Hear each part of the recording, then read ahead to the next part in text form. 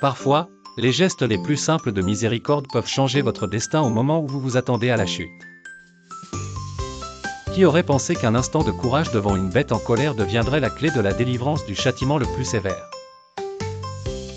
Le serviteur vivait chaque jour ballotté entre la peur et la fatigue, n'entendant que des ordres durs et des menaces incessantes.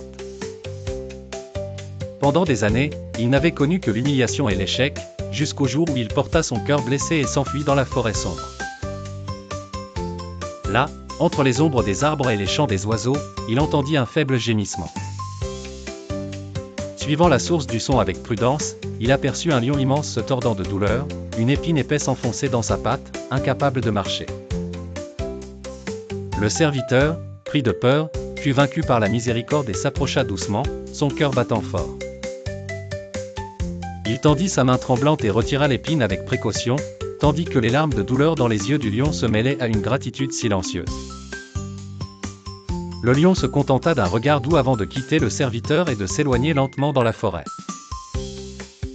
Quelques jours plus tard, le maître du serviteur sortit avec son carrosse et ses domestiques pour une chasse cruelle, laissant personne échapper à sa dureté. En revenant, il aperçut son serviteur parmi les arbres, il ordonna qu'il soit attaché et emmené, et proclama devant tous, « Je vais en faire un exemple pour quiconque oserait fuir. Qu'il soit jeté dans la cage du lion affamé. » Les villageois se rassemblèrent, attendant la scène du châtiment, le cœur du serviteur palpitait alors que le lion approchait de lui. Mais ce qui se produisit étonna tout le monde, le lion commença à lécher la main et le visage du serviteur avec tendresse, comme un enfant exprimant sa reconnaissance. Le maître et ceux autour de lui furent choqués, réalisant que le lion était celui même que le serviteur avait sauvé.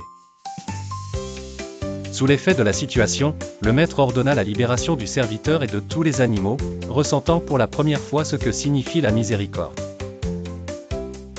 Depuis ce jour, il est connu dans le village que le bienfait n'est jamais perdu, et l'histoire du serviteur et du lion est devenue un symbole transmis à tous ceux qui cherchent une leçon de courage et de générosité.